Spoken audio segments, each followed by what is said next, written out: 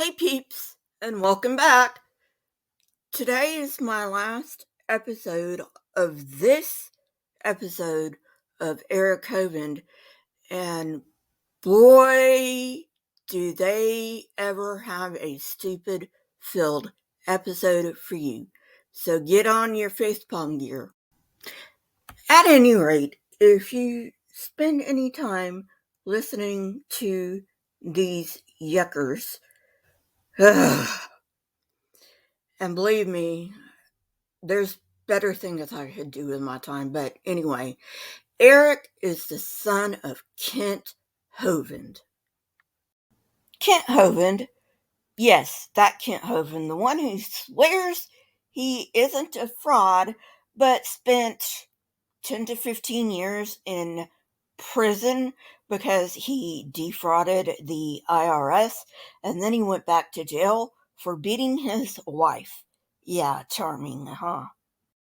Anyway, I'm going to take it a bit easier on Eric because, really, this guy never really had a chance, although he should have learned by now. But, yeah, he went to Pensacola Christian Academy for his entire life. Other than that, he has no other credentials, if you can call that a credential. Anyway, he did try going to Jackson Hole Bible College, which isn't even a real college, but that's neither here nor there, and he couldn't even do that. So I don't want to air the Hovind dirty laundry, but it ties into who he is.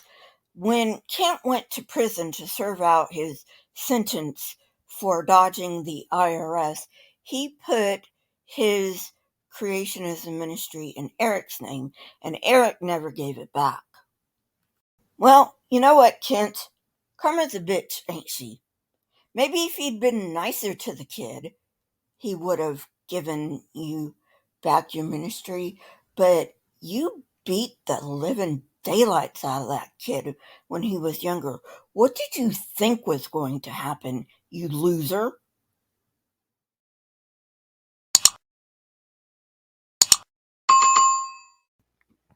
And while you're thinking about it, if you're new, why don't you go ahead and hit that subscribe button? And if you've already subscribed to me, make sure you're still subscribed because for some reason YouTube loves to unsubscribe people. Also, if you're new here, I'd like to thank you very much for giving me a chance. And for my fans and subscribers, thank you so much for coming back. You are the lifeblood of this channel. And now, with that, let's get on with the video. I went to South America, I went to Europe, and I got those, when you kind of put things back together into what I think the pre-flood world was like a Pangea-like thing, that's when you close the Atlantic up, you can kind of see how they all match. And it's amazing the similarities we see in the fossil types being deposited at the same time and the progression of the flood. And that's what we'll look at some of our maps. Yeah. Well, I'm glad that you recognized that Pangea existed, but you do know it existed past 6,000 years ago, right? And it was the last supercontinent, not the only supercontinent. So I already addressed this in another video called Noah Evidence for the Flood. See what I did there? Noah Evidence. Anyway, yeah, I know, pretty lame. But anyway, so if you want the whole thing, go watch it, but here's the clip.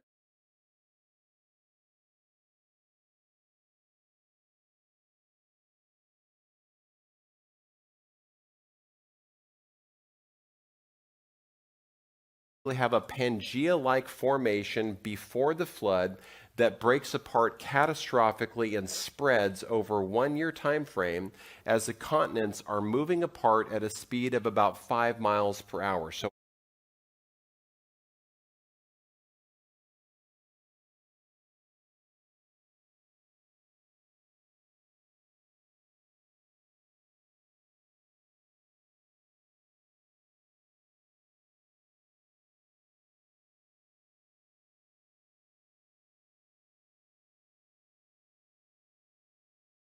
Not just talking about how life adapts or how the climate is changing. I mean, the planet itself as an object is in a constant state of flux because the ground beneath your feet is always moving. So the place where you are right now was not always there. For example, if you're watching me in California right now, then about 500 million years ago, the place that you currently think of as here was actually on the equator. And it was underwater. Likewise, if you're in the UK, then your here was almost at the South Pole, and your next door neighbor was Africa. We know all this thanks to paleogeography, the study of how the physical face of Earth has transformed over time. Walking or jogging speed. We have the fountains of the great deep breaking open. You can see the linear rifts here that are all over the world, and as that's happening, it's pushing the continents apart. So you're saying that there was one supercontinent 4,400 years ago. The last supercontinent was Pangea, and as you can see, it was millions of years ago, not 4,400 years ago.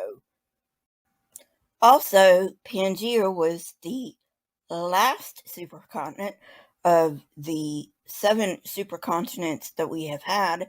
The first one was Valbara billions of years ago, and that is technically theoretical because it's hard to get data from that far. Also, are you seriously proposing that 4,400 years ago there was a supercontinent and that supercontinent broke apart and land masses have been traveling at 5 miles per hour? Look, I'm far from a math wizard, but even I can make a quick mental check of this math and can tell you that the math does not work. Do you even listen to yourselves, you motherfucking morons? Not to mention, where's all the heat go? When those rifts were opening, superheated magma was coming up through the rift zones, forming new sea.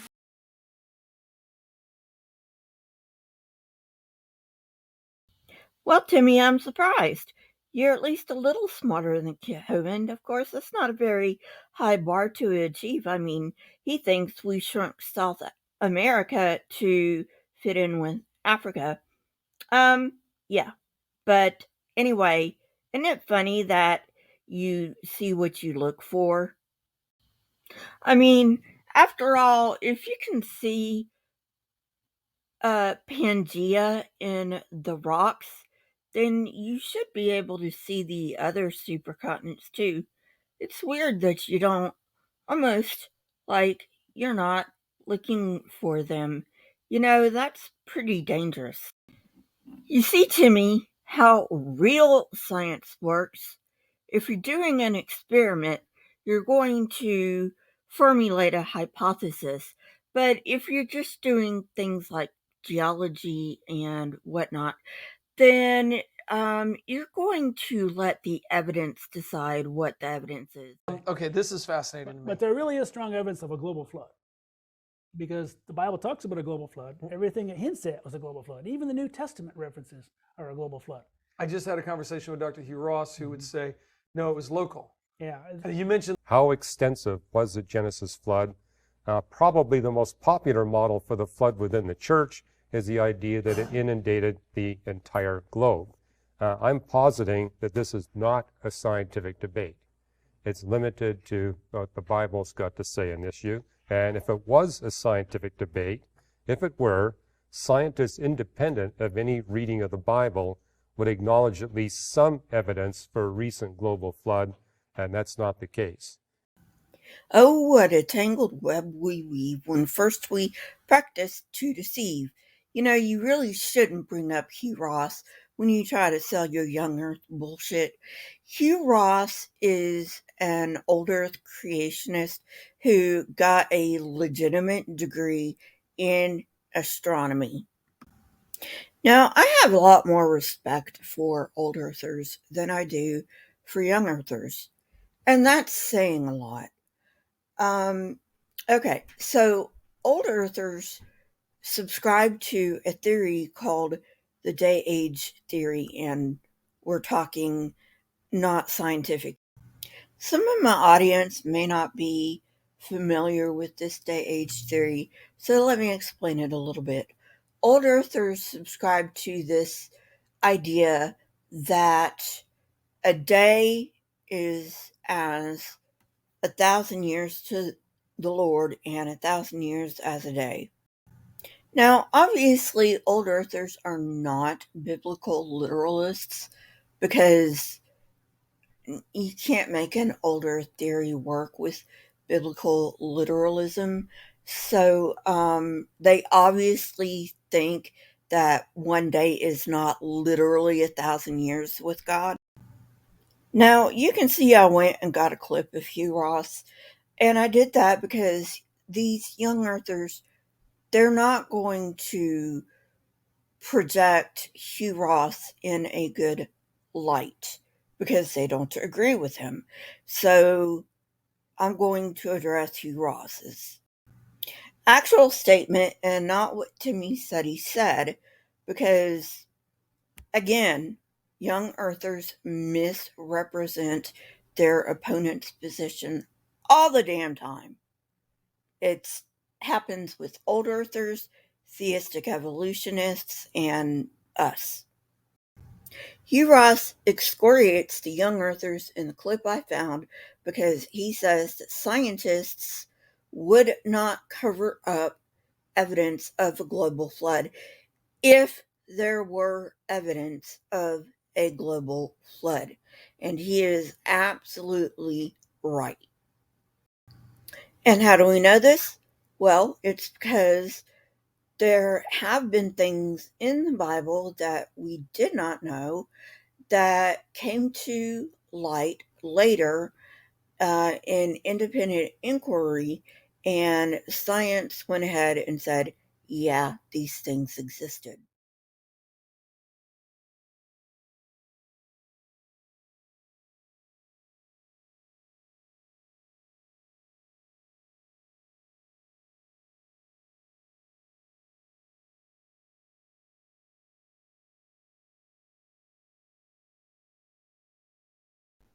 And you can clearly see from this clip and others that young earthers want to have it both ways. They want science to uncover the truth of the Bible where it suits them. There's a big old conspiracy in science. You can't have it both ways, people.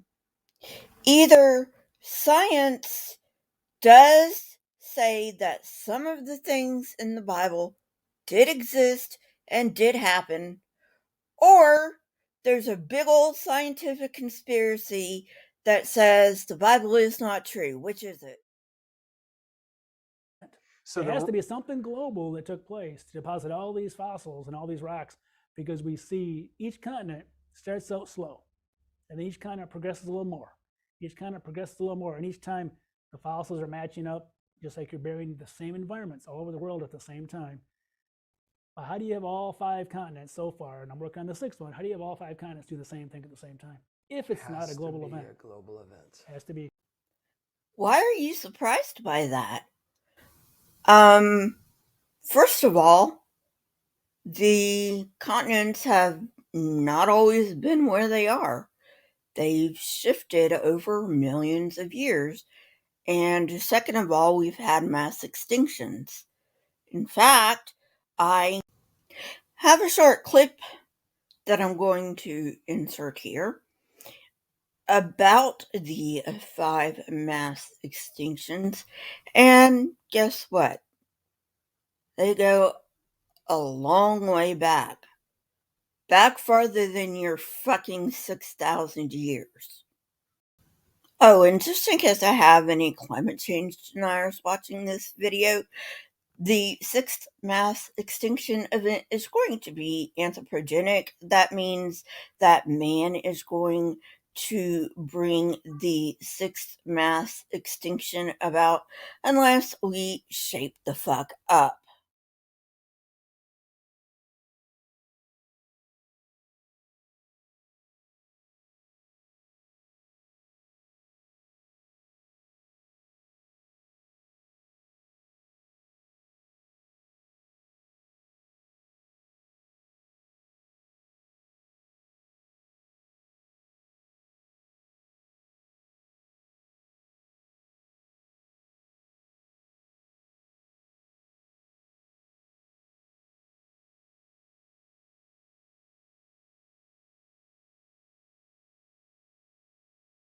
So I'm going to quickly go over the major extinction events.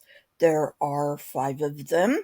The 6th one will be an anthropogenic extinction event unless we do something about it. So the last one was 65 million years ago with the asteroid that killed the dinosaurs. I know National Geographic is not a very good source, but for my purposes, it's good enough. Over the past billion or so years, about 99% of all species on the face of the earth have gone extinct. That's a whopping number. The Ordovician Silurian extinction event happened 444 million years ago, give or take. And it was caused by massive glaciation. A lot of water was put up in glaciers, and this made sea levels drop dramatically. And because of this, the creatures who found their home in shallow waters not only found themselves not having those shallow waters anymore, but being cooler too. The late Devonian extinction event started around 383 million years ago and lasted around 20 million years and wiped out about 75% of species on Earth.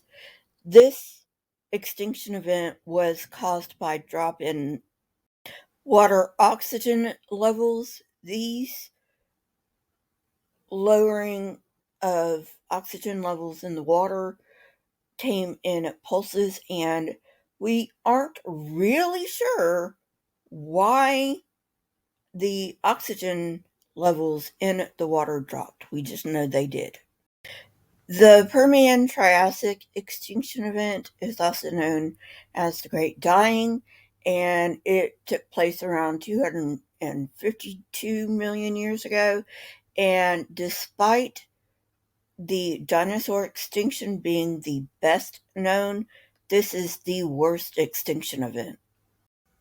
So after the Great Dying, which killed about 90% of all species on the face of the earth, it took life a while to recover, but it did because life always finds a way. And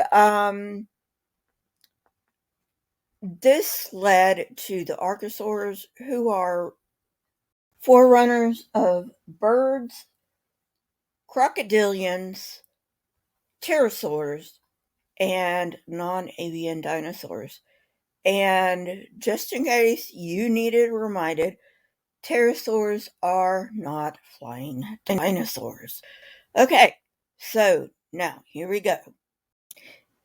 Hang on to your seats because it was about 201 million years ago that life received another blow in the form of the Triassic-Jurassic extinction event.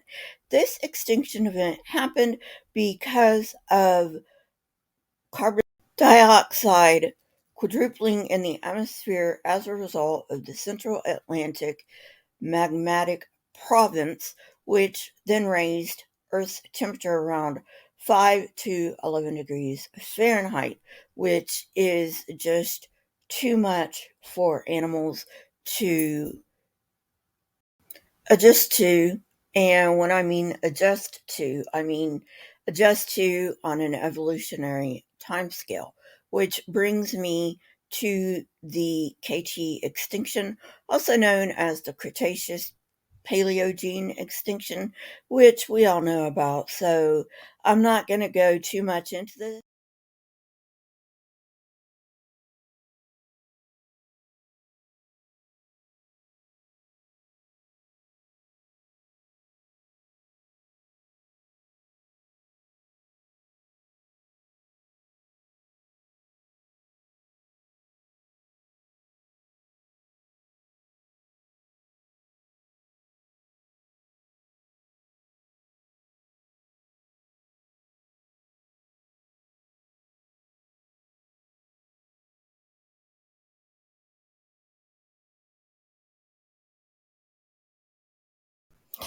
Well, folks, I hope you're impressed as much as I am about this so far rock solid evidence for the flood, which, by the way, is no evidence at all for the flood, and about this, different continents shit.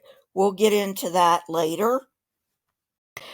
For right now, let's suffice it to say that there is no evidence for a worldwide flood because it never happened. And to say that you would be surprised that there's evidence all around the world for local floods is just disingenuous. Because, as you probably know, I hope you know, local floods happen all the goddamn time, even in places where there is no river anymore because there are dry riverbeds around those places. So far, the only evidence that Eric Hovind and Dr. Who the Fuck Ever has is disinformation and disingenuity. I mean, really, if you have to be this dishonest to sell your life, maybe you shouldn't do it. And I really do hope that this allows someone to take the blinders off, to give themselves permission to wonder about whether the Bible really is true in all its declarations, because the Bible was not meant to be a science book. It was not meant to be a history book. It was meant to be a theology book. And just because it has some things that really happened doesn't mean everything happened.